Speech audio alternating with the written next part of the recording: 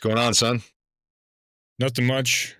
One of those long weeks. Friday seems to never come, but hey, we're finally there. Welcome to being an adult, right?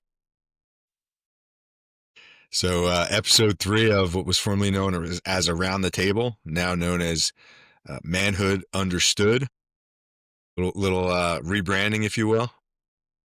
Yeah, maybe a little early on to call it a rebranding, but for lack of a better term. Sure. And just by way of kind of explanation, um, we have a good friend and mentor, Ryan Mickler. His organization, Order of Man, um, and his private brotherhood, Iron Council, is a big part of my life. He's been helping us and he's got a very successful podcast in his own right, and he's been helping us with ours. And thought that the Manhood Understood was more along the lines of what our brand is and what our mission is, by starting this podcast, right? And it's a conversation around the table between a father and son about what it means to be a man. So if you guys don't know Ryan, check him out, orderman.com. He's got a book, Sovereignty, and another book, Masculine Manifesto. Check those out. Very powerful books, but just couldn't be more thankful for his friendship, his mentorship, and his support. Yeah, as I want to thank Ryan as well for helping us out and helping us get started here. Yeah, and he's given over the last week or so. He's given you some kind of assignments, if you will, to help you kind of develop our message, right? So one of the assignments was, well, you go ahead. You tell what the assignment was. I don't want to steal your thunder. Yeah, so the assignment was to come up with the three biggest problems that I believe young men struggle with today. So I guess we'll kind of just we'll name the whole three, and then we'll kind of break each one down individually. So, for me, I came up with the number one thing is that a lot of young men have a false understanding of what it means to be a man. They don't really understand what that actually means. Right? And that second thing is that a lot of people quit before they start, right? These things start to get hard and then they kind of just give up on their progress. And that lack one is just a lack of wanting to become a man, or there's no drive, or there's no buy-in, or basically wanting to become a man. There's no benefit in their eyes from doing these things.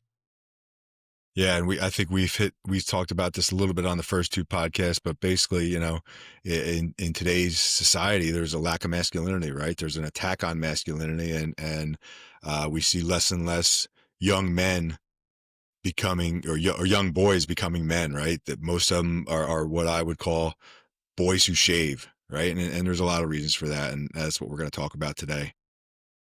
So the first one, false understanding of what it means to be a man. And you'd asked me on one of the previous podcasts what it means to be a man, right? And my answer was, a man takes care of himself so that he can take care of those who depend on him. But there's a lot more to that. Do you have a working definition of what it means to be a man yet? As a 20-year-old young man yourself? I would say just as simple as possible, being a man of your word, having integrity, being an impeccable, not only in your appearance, but with your word. If you say you're going to do things, you're going to do it, and always being honest with yourself and others, having that integrity. To put it in plain terms, yeah. Yeah. So with that first one, I think the problem is that many young men inherit or have been shown an example of either a shallow or distorted view of what it means to be a man, right? We either see like this hyper aggressiveness, which is what I call false masculinity, right? Because we don't know any better. And we think that, to be a man, I have to be super aggressive, right? And there's a time and place for aggressive, default aggressiveness, right? But that hyper aggressiveness that kind of maybe we see in some of the action type movies, right? And then there's like an ego driven or passive and disengaged or overly domesticated view of masculinity, which is maybe what we see in some of the sitcoms these days, right? The husband's always kind of like the buffoon and kind of like the comic relief in these sitcoms, and they portray these husbands as less than masculine, right? For lack of a better term. So I think part of it is pop culture, social media, and even some broken, models from fatherhood. So, that's kind of what I see as the problem. Do you agree? Would you add anything to that? Yeah, I would say a lot of, at least from my experience, what I see is people trying to emulate what a man is instead of actually being, they kind of just do what they see, kind of like monkey see, monkey do, right? The only real knowledge they have on what it means to be a man is what they see because nobody ever talked to them about this is actually what it means, right? They just see the stereotypes of being a man and they think that that's what it means to be a man, so they copy those stereotypes instead of actually understanding the deeper meaning behind all of it. Yeah, and would you say some of those stereotypes or are like external markers like that money and we see it on social media, right? People with posing in front of their guys posing in front of a rented jet and sex and kind of a status and more of an aesthetics thing than an actual internal character type thing. Yeah, for sure. I think a lot of it is all how many girls can you get, or you know what is the craziest thing you could get into out in town at a night out at the bars or whatever it may be. Yeah, and that's exactly what I would call that false masculinity, right? I'm going to probably talk about that a lot and use that term a lot today. But what we're really looking for is that internal character, and you hit on it a little bit, right? The integrity, right? But like integrity, discipline, courage, service to others. Those are the kind of character traits that are truly masculine, right? The money and the status and the sex symbol and all that. That's not you know that's not manhood, right? So, what do you see as possible solutions to this problem of this false understanding of what it means to be a man? So I think this my first solution can be applied to all all three of the problems, but it starts with the people that do know, right? The people that are a man, they do understand what it means to be a man. Is it's on them to explain to the younger guys, whether it's your son or somebody through work, like through the Marine Corps or through whatever job it may be, or just another young boy in your family, or you know him through going to the same restaurant every Friday night, right? It's on those guys who actually know what it means to be a man to steer these people in the right direction. Because if you don't know what right looks like, how can anybody expect you to get it right? Yeah. So So like healthy role models, right? yeah, I think Yeah. part of the failure is on those that came before this generation of not necessarily sitting somebody down and saying here's the realities of life. Yeah. Yeah. I think something that your grandfather did very well was surround me with healthy role models of men who knew what it meant to be good at being a man, right? There's a difference between a good man and I'm totally drawing a blank. I'm stealing that, but I'm totally drawing a blank on who said it. Um, who says this, who uses this framework of being a good man and being good at being a man, right? There's a difference. You can be a good man and maybe you're not good at being a man. Um, but your grandfather was really good at surrounding me with other men who were good at being a man, and including himself, because I think it's not just the role of the father, right? It is the role of the father, but part of that is surrounding your children and your young men, your boys, with other good men, right? Whether that's be coaches, mentors, uncles, men's groups like the Iron Council.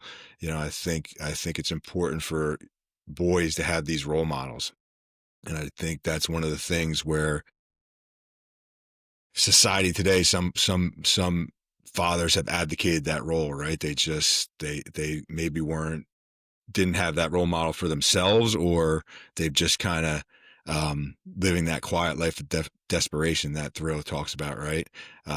So I think it's important to have those role models. Yeah, I think Any like you're other saying. solutions? Okay. Yeah, I think like you're saying, right?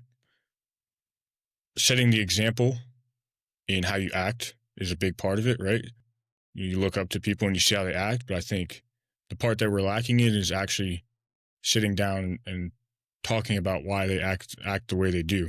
Because I think that plays a big role, right? Is it's one thing to see something, but to understand what you're seeing, it brings it to a whole new level. Yeah, and we talked about this, in the last podcast or the first one is, you know, um, I would like to have more conversations with your grandfather because I wasn't always picking up the lessons that he was showing me. Um, and maybe some of those lessons I'm not even realizing, or I'm just realizing this at this time, right? At 51 years old, I'm realizing, oh wow, you know, my dad really did uh, walk the walk when it came to that.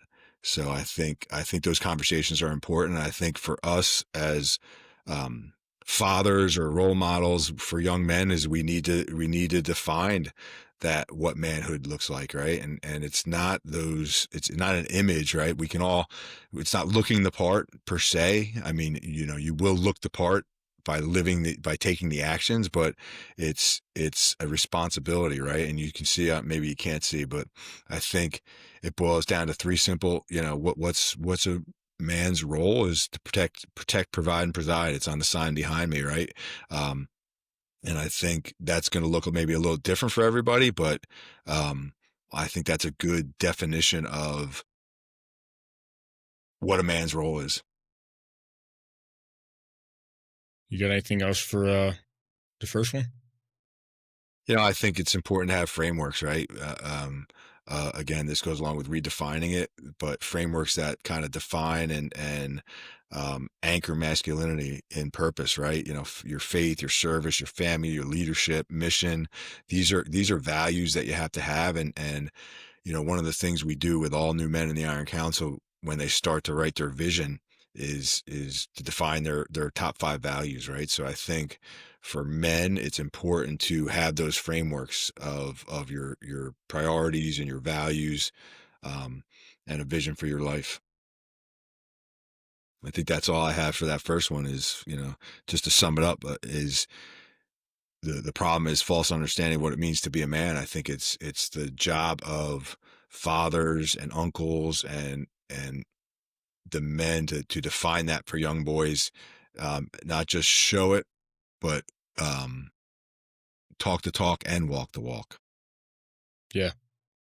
And going into that second one, right? Of quitting before you even get started, right? And what I mean by that is kind of right. It's becoming a man is hard. It's not something that just happens overnight, right? I think a lot of people think once you turn 18, oh, now I'm a man or whatever it may be. But it's something you have to work towards. I think a lot of people, it kind of just gets hard and they just think, well, what's the point? Because you can be successful in other aspects of your life, whether that's financially or maybe you do have a family, but you're not really what the picture of being a man is, right? So I think a lot of times people kind of just give up because they don't see it as a necessity. Yeah, and I think they check out, right? That things get a little uncomfortable, right? Like anything in life, it takes work um, to kind of be good at being a man. And when there's work involved and things get uncomfortable, that's a time that guys kind of check out, and they're not willing to do the work. Everybody wants to the results, right? And this is whether it's in being a man or whatever area of life. You got to ask yourself, am I willing to put the work in, right? And I think when it gets a little uncomfortable, um, we don't we give too many boys the out when things get uncomfortable, right? And we don't um, kind of force them or teach them perseverance. Um, so when things start going bad, like we're all going to fail in life, right? And at times the path's going to feel unclear, and instead of giving up, we got to teach young men to move forward, right? Especially at like kids, young men, kids, you're not a kid, young men your age and your brother's age. It's a tough time in life. You're trying to figure it out. The path is a little unclear. You've been very fortunate that you have a little bit of clarity there, a little more than the average 20-year-old. But for a lot of 20-year-old young men, they don't know what the path forward looks like. They don't know what their future looks like. So when things start to get tough, they check out and they start, almost, this is where the self-medication comes in, right? The addiction to video games, the addiction to porn, the alcohol, the drugs, they're self-medicating because the path is unclear. And then I get that, right? I was 20 at one time, and I did a lot of those things that the self-medication and the kind of checking out at times. So totally get it, but I think if we teach our young boys and young men perseverance, and that growth happens when you're uncomfortable, right? Nothing, you don't, when you're comfortable and you're cruising along, there's not much growth there. So, and I think you spoke about like oh, you're 18, you're a man, right? In many other cultures, there's rites of passage, right? And it's not just turning 18. So I think as a society, especially in the states, for lack of a better term, and we need to get back to these rites of passage and these challenges and these that we'll just call them rites of passage, so that young boys really understand that, okay, I'm a man now, right? Like, we don't have anything. Some cultures have where they have to go out into the wild and I don't know, I'm maybe exaggerating a little bit here, but kill a lion and come back with the lion's mane, and that's their rite of passage, right? But they know that at that point they know they're a man. They know that the community knows they're a man. We don't have anything like that, so we need to get back to that a little bit. Yeah, and I think to add on to kind of what you were saying earlier, right? Just because you're a good man today or you're a good man yesterday doesn't mean you're going to be a good man tomorrow, right? It's something you always have to work on, and it's kind of, you know, maybe the I've arrived kind of attitude where maybe you have become a good man, but now you just kind of, like you said, just check out and give up on it because it is something that you have to constantly work at. Yeah. I think one thing that we haven't hit on with this one yet is we need to create communities and groups, right? Like, I think when and this isn't just young men, but I think a lot of men think they have to do it alone, right? They have to have it all figured out. They have to, it's that lone wolf. Like, I don't need anybody. I can do, and that's just not true, right? So it's important to create communities, whether that's groups like the Iron Council or local groups like at the men's groups at the church. I think it's important to get young men involved in those early on, because that's where they're going to find some mentorship and some lessons that they won't have to endure, right? We all have to go through our own trials and tribulations, but if I, as your father, if I can avoid some of the pitfalls that I hit at your age, then that's my job to share those with you. And I think when we have these groups of men and these tribes, for lack of a better term, that's one of the roles within those groups.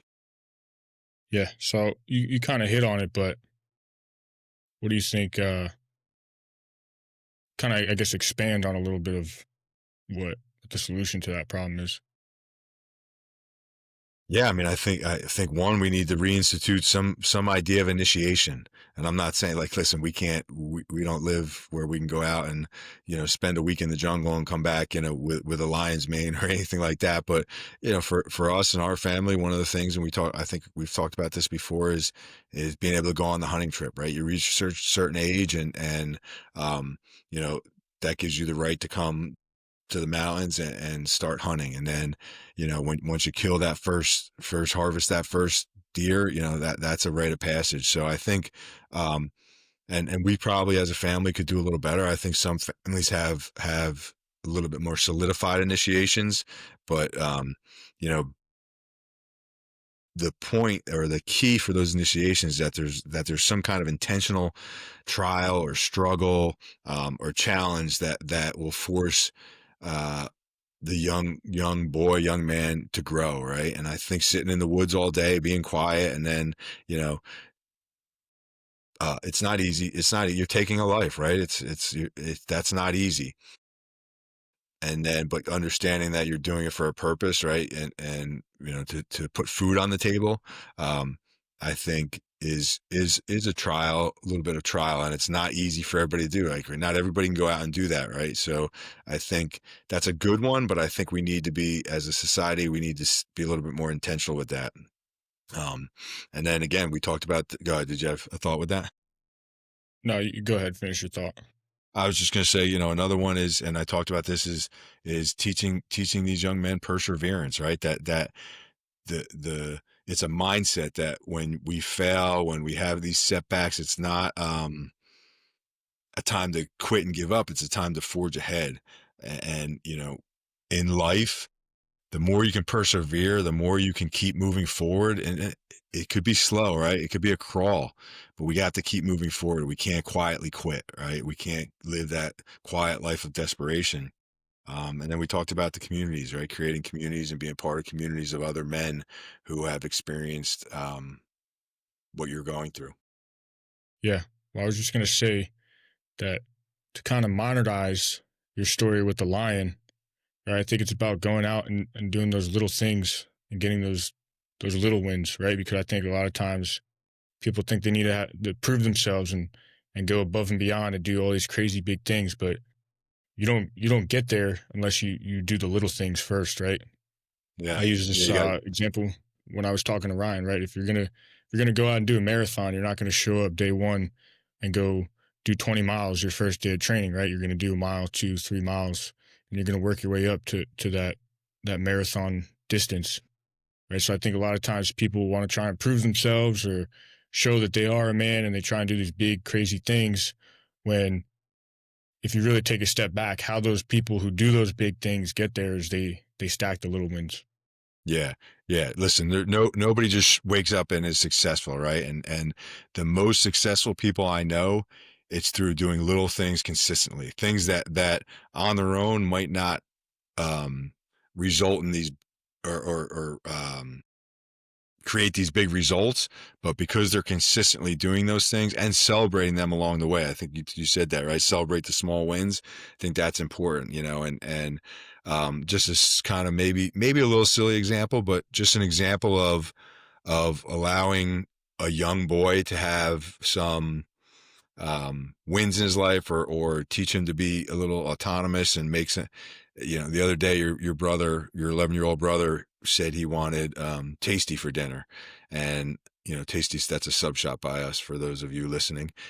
So I said, well, that's fine. You want it? You're going in to get it. I'll drive you there. And for him at 11 years old, he's never walked up to the counter, ordered his own sub, right? And as silly as that seems, he went up, ordered the sub for him and his your mother, um, went and paid for it, and he couldn't have been prouder of himself, right? And as silly as that seems, that's a step in the right direction of teaching him how to be independent and celebrate those small wins, and how to go in and articulate, talk to an adult. So little things like that, to your point, will build the confidence in him to take bigger steps as he ages and moves forward. Yeah, I think you made a good point of not downplaying those little wins, right? Because when you start to downplay those little wins, then they don't stack up as wins. They kind of just Yeah, become more normal, right? But yeah. I and need Ron, expressing that those little wins are important and showing them that you are proud of them and that they should be proud of themselves too. Yeah, Ryan, I need to do a better job of that personally, right? Ryan and I have talked about this before. Is sometimes we think, well, I'm doing it because that's what I'm supposed to be doing, and it's a disservice to not celebrate those small wins. Yes, you're supposed to be doing it, but not acknowledging that you're succeeding um, is not good, right? And to your point, it doesn't stack those wins like. Um, so yeah, acknowledging that, and I could I'll be honest. When you were 11, if you did that, I'd probably be like, yeah, it's no big deal. Let's go, get in the car, and good for you, right? And that's not fair, right? But fortunately, I've learned and realized the importance of celebrating those small wins. It's a lesson I've had to learn, and um, but yeah, I think we can't downplay our successes in life, and when we're doing things right, we're very good at um, pointing out the negatives in life or what I didn't do right. But I think it's just as important. If it's actually maybe more important to point out the things we are doing right. Right, you get what you focus on. So if you're always focusing on the things that you're not doing right or the things that aren't going wrong, more things are going to go wrong. If you focus on the little things that are going right, more things are going to go right. So Yeah, I think like you said, it's important to acknowledge those little wins that you get, right? I think a little bit of a personal example, right? It's not too big or crazy of an example, but when I got back from San Diego, it's been a long day, layovers, flights, whatever. I went to the dentist a couple weeks ago, and they like prescribed me special toothpaste or whatever, and I got to use those floss picks. My teeth are close together, so it makes it really annoying to try and floss. And I was like, oh, I don't want to do this tonight. And I was like, well, kind of thought to myself, if you do it tonight, every night after this is going to feel pretty easy. So I did it, got done with it, like acknowledged that, hey, something that I usually dread doing and I don't like doing, I did it anyway. So now going forward, it's going to be a lot easier. And it's not, anything crazy. It's not anything breathtaking. It's not, oh my gosh, wow, how did you do that? But it's kind of when you have little things like that and they're constantly happening and you're constantly acknowledging them, it starts to add up. Yeah, for sure. I have a good friend, and again, he's from the Iron Council, Alan Placer, who he first introduced the concept to me of celebrate the small wins. And when he first started talking about it, he talked about brushing your teeth as a small every morning as a small win. And at first, I was like, this guy's crazy, right? But the more heard him talk about it, the more I heard him talk about it, the more I understood what he meant by that. And that's a perfect example of the same thing you're talking about, right? It seems so simple. It seems such a thing you'd want to do, take care of your teeth, but the more you do it, the more you celebrate it, the easier it becomes. And the closer you are to being that man of integrity, right? As simple as that. Like, hey, I'm going to brush my teeth every day. You miss it, well, you're out of integrity. That seems silly, but you are out of integrity if you commit to, if you believe that you should be brushing your teeth every day for good, you know, um, dental hygiene, and you don't, and as silly as that seems, you're out of integrity, right? We all have an integrity gap, and the goal of a man is to close that integrity gap as much as possible. Yeah. And I think once you slip up on it once, it makes it a lot easier to do it again. 100%. 100%. Yep.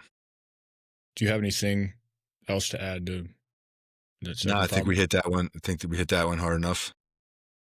All right, you wanna go into the third one a little bit?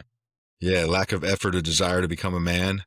Um, I think we don't encourage young men to be to be men anymore, right? So society tells them that they're not needed, right? And that's just not true. Men are needed. We know that time and time again. We see how um, these young men who grow up in homes that maybe the father's absent or not around, they suffer, right? They suffer, and that's not a dig on the mothers. Mothers are young boys need their mothers as well. They serve a role, and some mothers do a great job of filling both roles. But I still think those boys suffer a little bit, and men are needed. Good examples of men are needed in this society, and we need to change the message to young boys that they're needed and they have a role in society. So I think one of the things is, it's just like an apathy that these young boys just believe like, hey, I'm not needed. I'm just gonna live in mediocrity and be comfortable. Yeah, I think one of the biggest problems that kind of goes along with that is that there's a negative connotation towards men and being masculine and things like that. So it kind of steers people away from that, and it just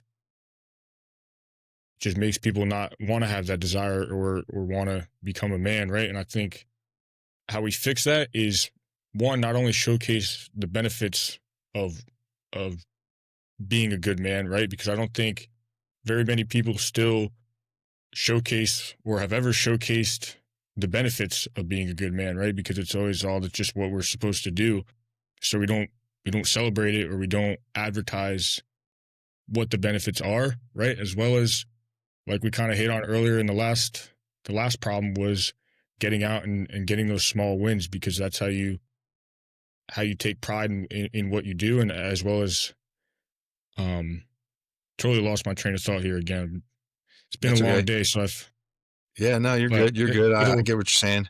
it'll But come back to me. it goes back to the first problem, right? There's a false understanding of what it means to be a man, and when we can define that, when we have that definition and that's clear, we can give that to young boys, and we can encourage them to live up to that definition.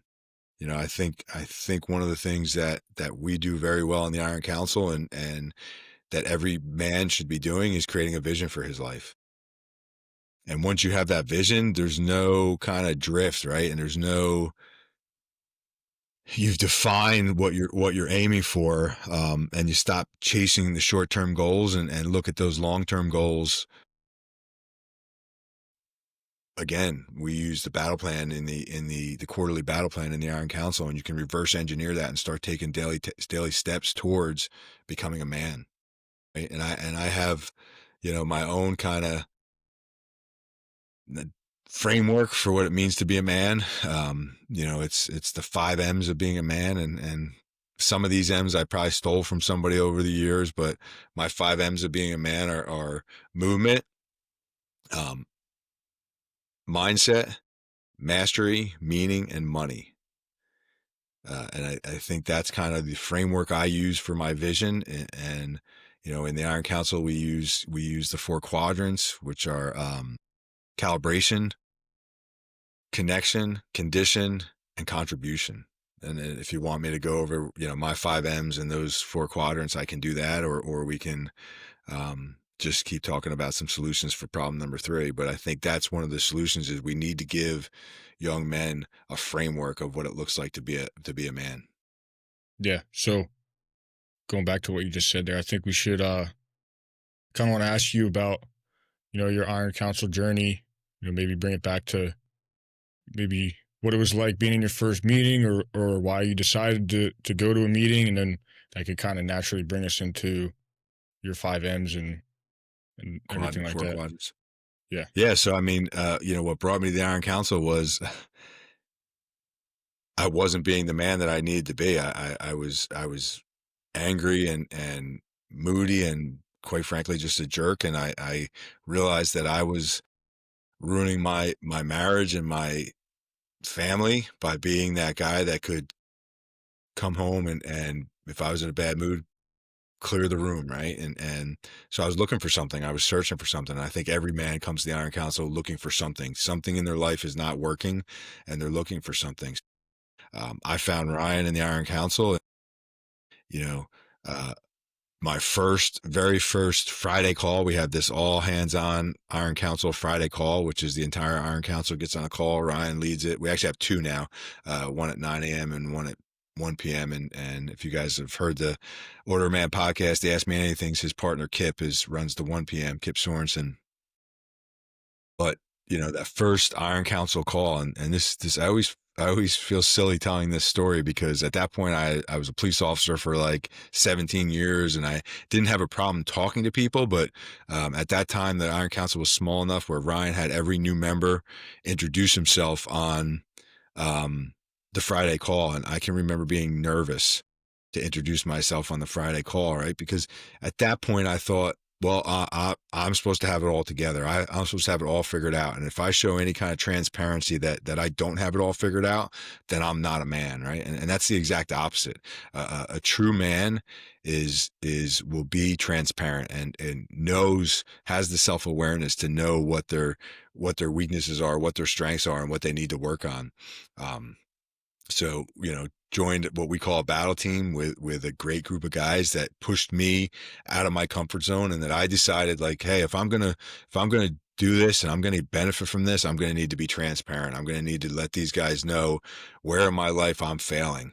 And once I did that, these guys just poured into me, and I think that's a big part of, we talked about men's groups and being part of something earlier. That's a big part of that. You have guys that. Here's the thing: we're all struggling with something. Somebody's been through that. One of the guys on my first battle team was struggled with anger himself, and he poured into me and gave me some strategies that he used, and they were spot on, right? So, what we do there is there's 4 quadrants. Cal, Calibration. Yep, calibration is your mindset, being right with yourself. Connection is your relationships with other people, how you relate to other people. Conditioning is all things health and fitness. And contribution is how you add value to the world. And what we do is we create a vision for our lives that cover every area of our lives and what we want it to look like. And we tell guys, write it as if it's already happening, and write it, go for the gold, right? It should make you feel a little uncomfortable. It should your vision should stir emotion in you. And then once you have that vision, you just take small steps, which we've talked about, right? Celebrate small wins each quarter to get you closer to that vision. And that's the battle plan. And within the battle plan, we have an objective for each quadrant. Think objective or a goal for each quad. We call it an objective, but think goal for each each quadrant, and then we identify a daily tactic that we can do, that's going to get us closer to that objective, right? So think of the objective as the what we want to accomplish, and the tactic as the how we're going to accomplish it. And then we have checkpoints along the way. 30, a quarter is 90 days, so we have a 30-day checkpoint, a 60-day checkpoint, and the purpose there is, are we getting closer to that objective, which in turn will get us closer to our vision. And my 5 M's fall right in line with that. Movement is conditioning, right? It's all things health and fitness. Um, Mindset is calibration. Is could be anything, right? It could be, I want to be better I want to be a better bow hunter. I want to be a better Marine, whatever it is. It's I want to learn to play the guitar and master the guitar, right? And meaning is how you add value to the world, and the relationships you have, and then money is your finances. They're very similar ideas, but they're, for me, those, for how I use the two together is my battle plan are the things that I'm not currently um, doing that I need to do, right? I use the battle plan to create habits and um, create habits that I'm not currently doing. The 5 M's are kind of my non-negotiables because I'm already doing those. Um, so they fit nicely, and they're both a good framework for young men to define manhood, right? Solves two of those, or maybe all three, right? I think all three of these, the solution is at least in part defining what manhood means, and then having good examples of what it is to be a man. Right, and having those conversations with each other. Right.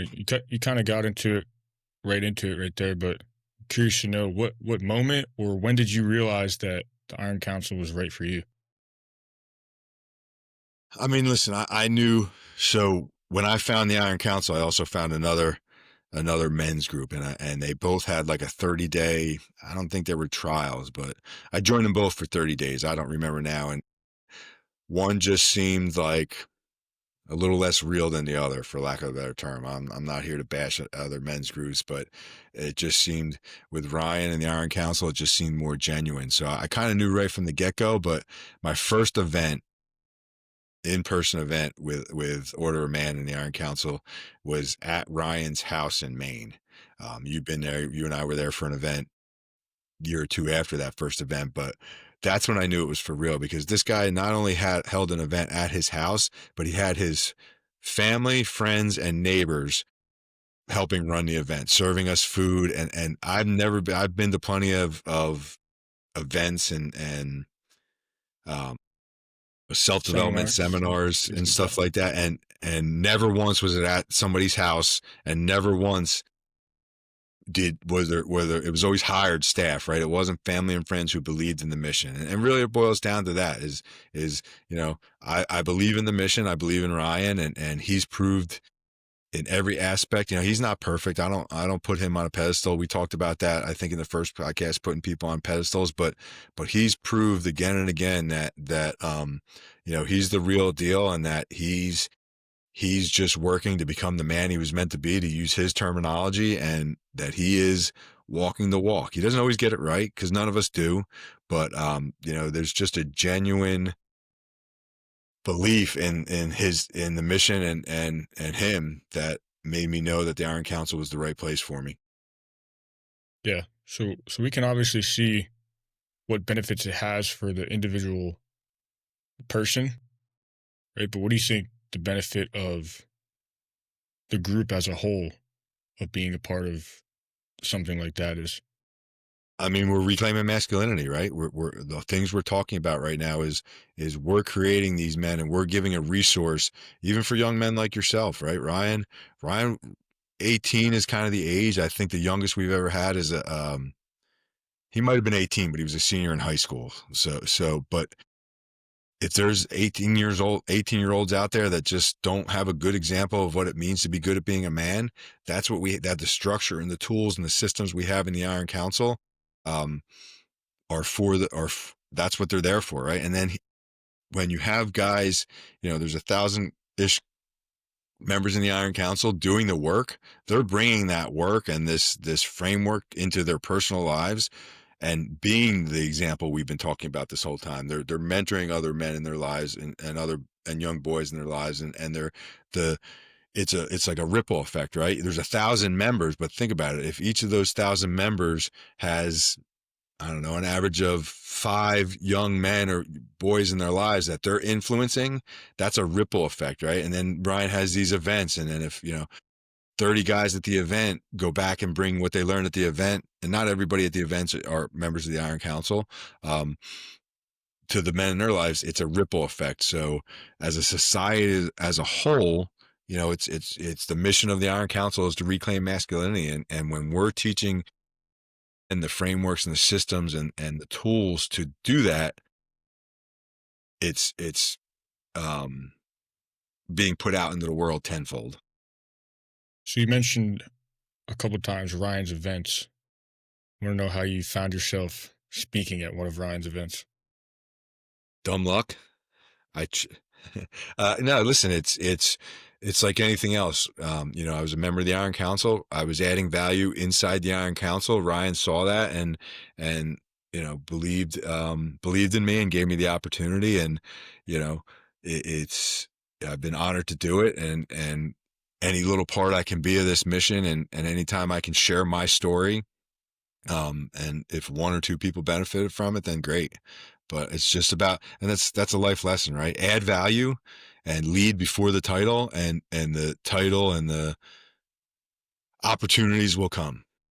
One of the things I think as a young man, I didn't always believe to lead before the title, and I think that's a huge thing for young men your age is lead before the title. We're all looking for the title, and I'll give an example. When I was first out of college, I was selling exercise equipment retail at a retail store, and there was no manager at this particular store, and so the general manager was always asking me to do things that a manager would do. And one day I told him, I'm not the manager, I'm not doing that. And I was wrong. I couldn't have been more wrong, because guess what? Had I accepted those responsibilities, had I led before the title, I probably would have been the manager of that store. But I wanted the title, and then I would do the work. That's not how it works, right? That's not how life works. That's not how you get ahead. Lead before the title, add value, and the titles and the raises and all those things, they'll come, right? But that's not what makes a man, right? Titles don't make a man, money doesn't make a man, leading makes a man. And then the results will come. Right. So I think that was a lesson I had to learn. Even older than you, I look back and that was a huge mistake I made. Yeah, what value or what do you think you gained from being able to speak at an event like that? Yeah, I think anytime we can lead from a viewpoint of service, we get more than we give. And for me, it just one, it's cathartic, right? To be able to tell your story, to share your story, but it's also it solidifies your own view and your own vision for your life, and helps you see, like, the more you think about it, the more you talk about the things that you struggle with, the clearer you become on the path forward.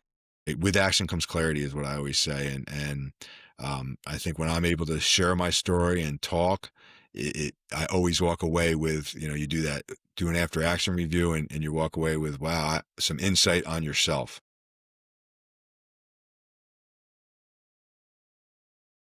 So let me ask you a question. Where do you think you fall? Like, you identified these three major issues for young men.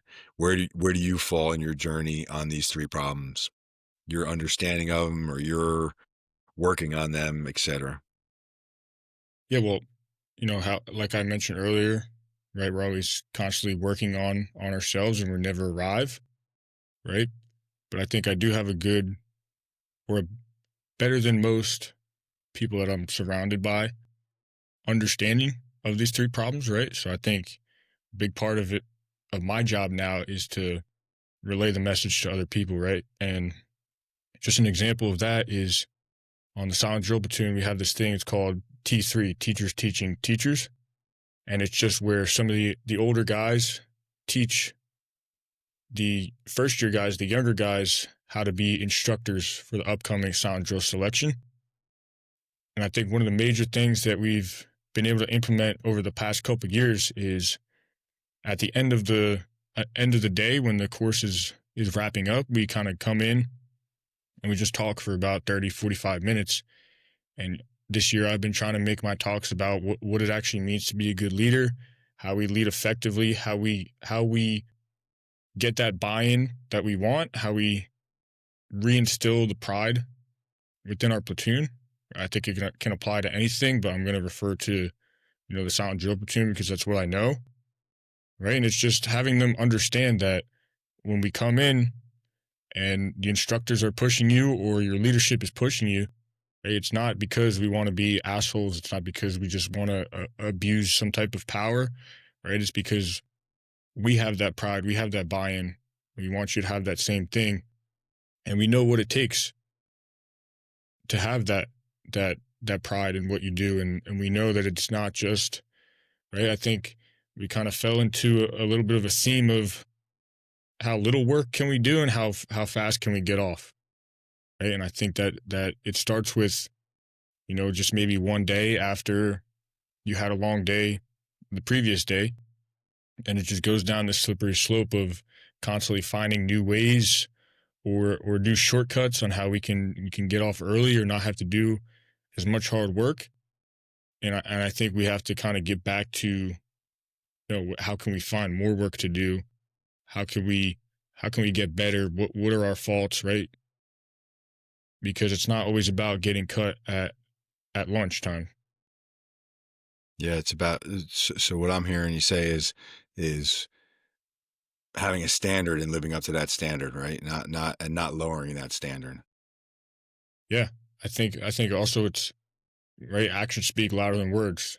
We always want to say, "Oh, we hold the standard," or "There's a standard," or a big thing that we've said over the past couple of years is we train to a standard, not a timeline.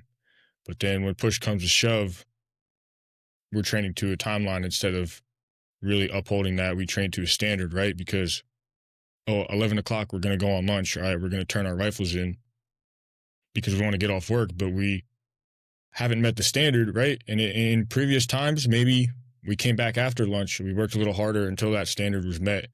So I think it's when you have those standards, it's actually applying those standards, right? Because you don't just say those things just to say them, right? You say them because it's what you live. Yeah. And how do you think you reignite that kind of standard or that meaning? And, how do you connect the effort to the meaning? think I think a big thing is one talking about it, right? Having a clear understanding to everybody involved of what the expectation is, as well as just being consistent, right? I think a good example of that is the other day when we had our flight back from San Diego, we had a layover in Chicago, and then the next day we had to be up real early and we had to come and do work, right? And it could have been easy for me to come in and be jet lagged, to be tired and not really, you know, kind of just get by, right? But I knew that if I wanted to create the culture that I'm trying to make, then it's little moments like this that are going to make the difference. And I would say 99% of the platoon showed up how I just described, right? Lackadaisical, not moving with a purpose, tired, feeling sorry for themselves. And it was just a simple pulling them in and saying, listen, I know there's a million excuses, and kind of put it a different way because we're in a, you know, a learning environment, whatever you want to call it. But there's a million and one excuses on why we can half-ass today. But let me ask you this: how would it be if you saw me up here on this table right now giving you half-ass effort, right? And I asked him, I was like, be honest with me. Is that what you see? And was I on the flight with every single one of you yesterday, right? And it kind of just opened their eyes to, oh wow, it's kind of has a good point there. So I think showing up consistently, leading by example, kind of allows for others to emulate. Yeah. What role do you think the legacy of the silent drill platoon can play in that? Yeah, I think we have a saying of remember what you represent, right? And I think when mistakes happen, right? And mistakes are going to happen, but when things happen that could have been preventable, right? Immediately you think about the effects that it has on you, but you also think about all those people that you're doing a disservice that came in before you, and they devoted 2, 3, 4 years of their life to this platoon to make it what it's turned into, just for now that to be handed over to you and be all ruined because of X, Y, and Z. All right, so let's wrap this up a little bit, right? So the three problems were what? They were false understanding what it means to be a man, quitting on being a man before they become one, and lack of effort or desire to become a man. And I think each of these problems is rooted in like a confusion, right? A passivity or an avoidance. Confusion in what it means to be a man, passivity in not taking action, right? And not we don't instill a sense of action in our young men. And then avoidance is the hard work, right? Anything worth um, anything worth it requires hard work. So sometimes we teach people to avoid hard work as opposed to embrace hard work. And maybe you hit on that a little bit with the silent drill platoon, right? Like there's been a mentality or a thought that, hey, let's avoid hard work as opposed to let's embrace hard work and the results. So what is each problem? You know, the solution to these problems, clarity, right? Clarity of purpose, clarity of what it means to be a man, taking responsibility and intentional action. How do you think, or you talked about kind of setting a clear definition on what it means to be a man, and kind of spread that message? How do you think people can foster that conversation, whether it's a father wanting to talk to a son, or a son wanting to ask a father?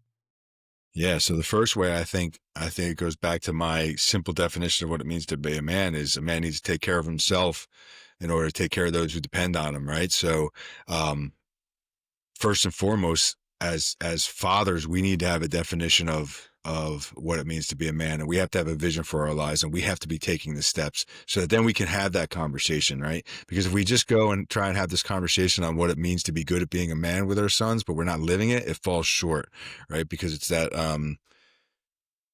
drawing a blank on the saying, but you know, your words fall short because your actions are louder than your speak louder than your words, right? So if I'm telling you as a father, this is what it means to be good at being a man, these are the steps you have to take, these are the actions you should be taking, but I'm not doing that, right? I'm not living that life.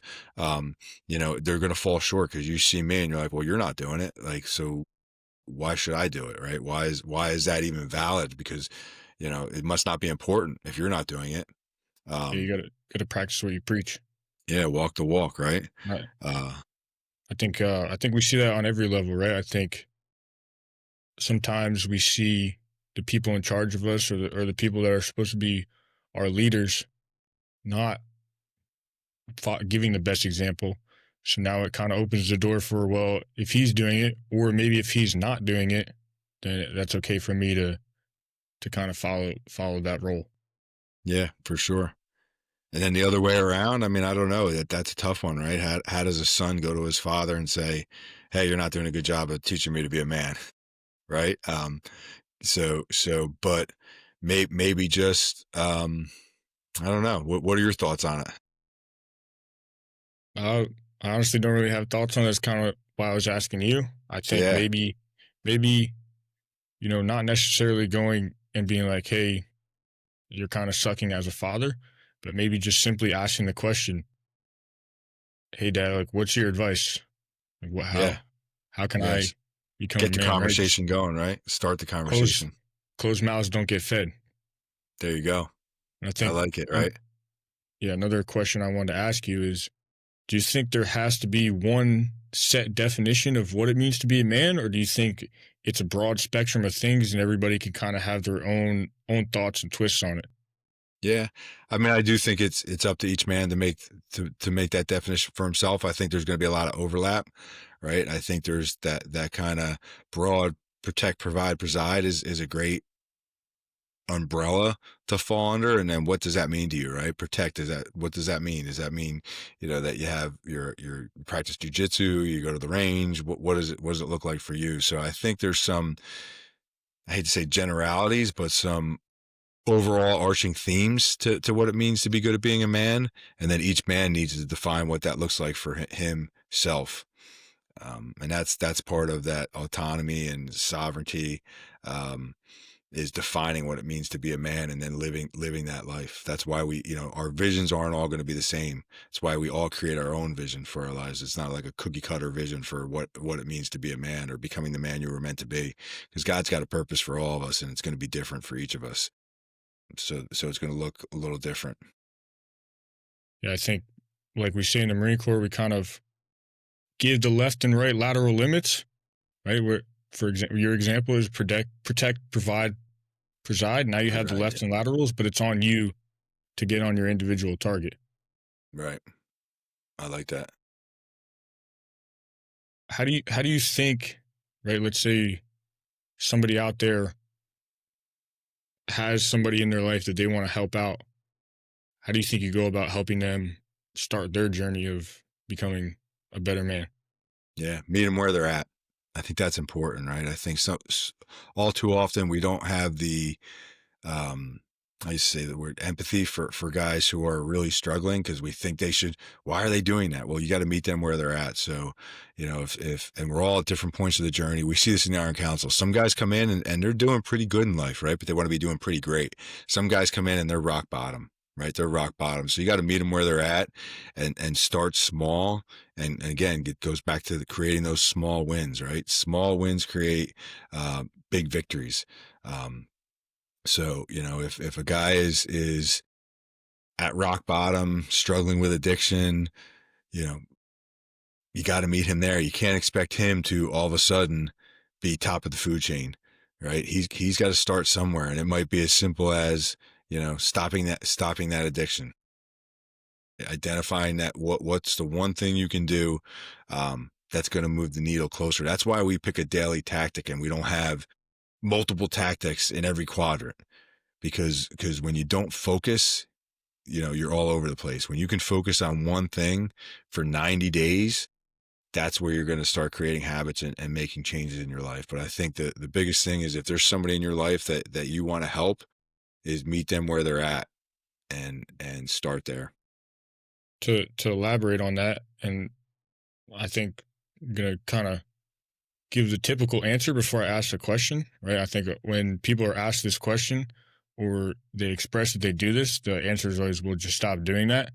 But what words do you have to the guys who are at rock bottom and they see the guys who are doing well and they're successful and they get discouraged by it? Well, one, if I'm doing it, you can do it, you know?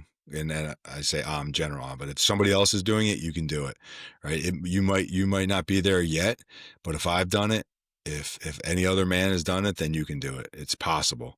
Um, and then, I think the thing is, guys get discouraged because they're like, well, I don't know where to start. Well, you know, there's the reason that you give, and then there's the real reason. So helping a man find the real reason, what he's using that addiction to self-medicate, and we'll just keep using the addiction kind of theme, but um, what's the root cause of that? Is there some kind of fear of failure, whatever the case may be? But um, I think understanding that you know if someone else is doing it, then you can do it too. So, what do you think the value of having a mentor is? I mean, it's just that, right? The mentor is somebody who is if you're looking for a mentor, you have a mentor, it should be somebody where you're at, right? And we'll use, like, Ryan's a great example for this podcast, right? He's got a very successful podcast with probably millions of viewers. So of course he's going to be the one that we're looking for to mentor. Um, the we talk about this a lot in the IC. Like, I'm not going to take medical advice or weight loss advice from the overweight doctor. I'm not going to take financial advice from the guy who doesn't have anything in his bank account. Right. So the advantage of a mentor is somebody is already at where you want to be. How do you think someone who has someone in their life that maybe they're close to or they've gotten to know a little bit, and they want that person to kind of step in to a more mentorship role, but they kind of haven't. How do you think somebody can go about asking that person to be their mentor?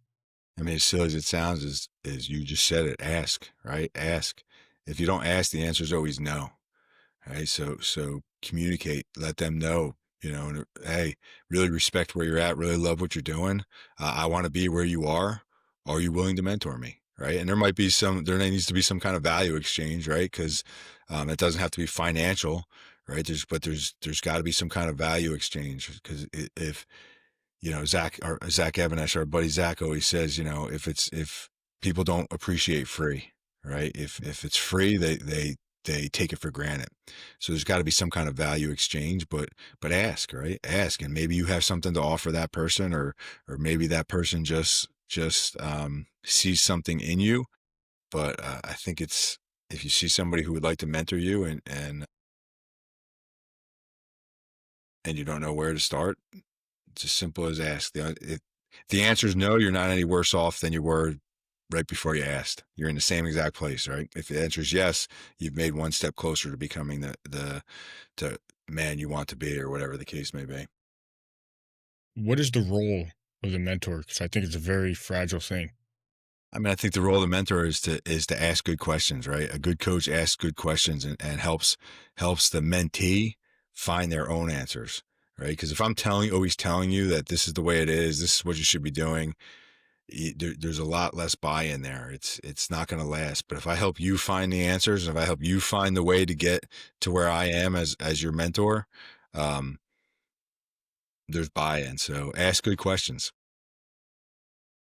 What should somebody look for in a person when they're trying to find someone to be their mentor?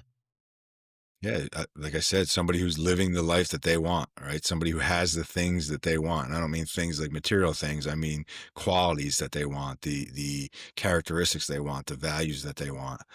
Um, if I want to be a marathon runner, I'm not going to go to a power lifter and ask him to train me. Right. So I'm going to go find a marathon runner to train me. So it's the same idea. If find somebody who has the characteristics and the qualities that you want, and that's the person you want to mentor you. I think it's okay to have multiple different mentors in different aspects of your life, even though at times they might contradict each other. Yeah, listen, the contradiction is healthy, right? Because it gives you a point of view. You don't get that narrow focus. You don't want to be in an echo chamber, and you're eventually going to have to choose which one you believe in. But as far as multiple mentors, absolutely. And a mentor is not literally just it doesn't always have to be. Sometimes a mentor is somebody who you don't even know, right? You follow them on YouTube or you read their books, right? Like I would say that for me in the fitness world, Dan John's a huge mentor, but I've never met Dan John and probably never will meet Dan John, but I've read all his books. I get his newsletter. I believe in a lot of what he espouses. And then you got Zach Evanesh, who is also a mentor in that kind of realm in the strength and conditioning world, but I'm friends with him.